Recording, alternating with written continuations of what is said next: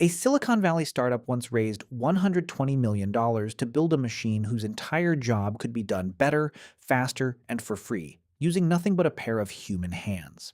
That's not an exaggeration for effect. That's the literal finding of a real Bloomberg investigation, and it's the reason a company called Juicero, backed by Google Ventures and one of the most prestigious venture capital firms in the world, collapsed completely just 17 months after its product hit the market. Here's how it started. In 2013, a health food entrepreneur named Doug Evans, who had previously co-founded a cold-pressed juice retailer, set out to build what he genuinely believed would be the Keurig of juice. A sleek Wi-Fi connected countertop machine that would press single-serving packets of fruits and vegetables into fresh juice at the push of a button. Evans openly compared himself to Steve Jobs. He hired Yves Behar, one of the most sought-after industrial designers in the world, to make the machine look like an Apple product.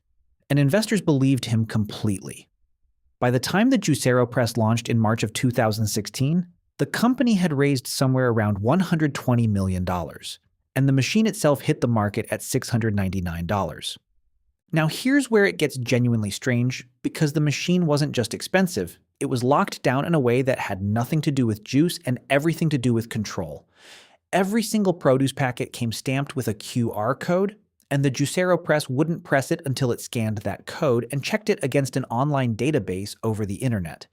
If the code showed the packet was expired, the machine refused to press it.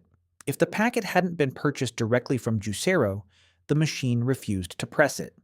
This is, functionally, digital rights management, the same kind of technology used to stop you from copying a DVD, except here it was welded onto a fruit and vegetable juicer.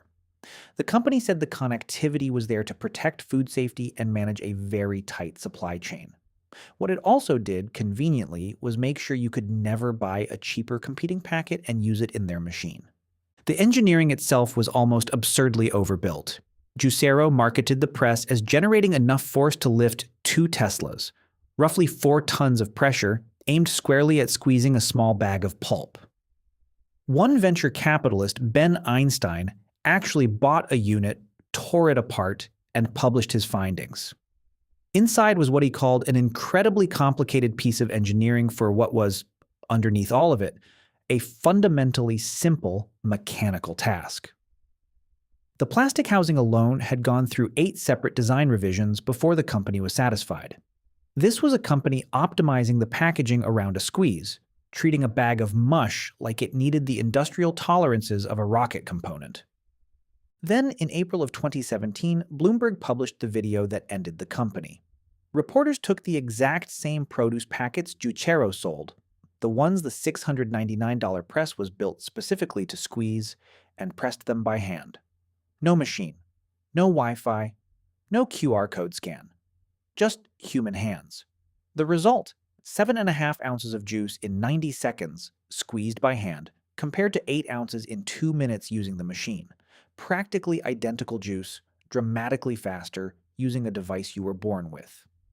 Investors who had poured tens of millions of dollars into a Wi-Fi connected QR code gated 4-ton hydraulic press watched a video of a person squeezing a bag with their bare hands and getting almost the exact same result. The company's response made things worse, not better. Juicero's CEO at the time, a former Coca-Cola executive named Jeff Dunn, wrote a public blog post practically begging customers not to squeeze the bags themselves. He argued that hand squeezing would be messier and less consistent, and that hacking consumer products was nothing new, comparing it to modifying a Keurig coffee machine. It didn't land. The internet had already watched the video. The joke wrote itself, and there was no marketing team on Earth that could out-argue a stopwatch. From there, the collapse moved fast.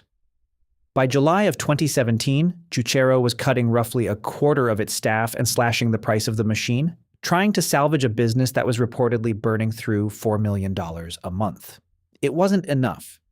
On September 1st, 2017, over Labor Day weekend, Juicero announced it was shutting down entirely, suspending sales of both the press and the produce packets, and offering refunds to customers for the 90 days that followed. From founding to total collapse, the entire arc took just 4 years, and the final 18 months of that arc were defined almost entirely by one video of a person squeezing a juice bag with their hands. So here's the final balance sheet, collapsed into one sentence: a team of experienced investors, a Steve Jobs comparison, a world-class industrial designer, and $120 million in venture capital were not enough to notice that the core function of the product they'd funded could be replicated for free by literally anyone with hands. And once a single video proved it in under 2 minutes, no amount of engineering complexity, no QR code, and no 4-ton hydraulic press could put that juice back in the bag.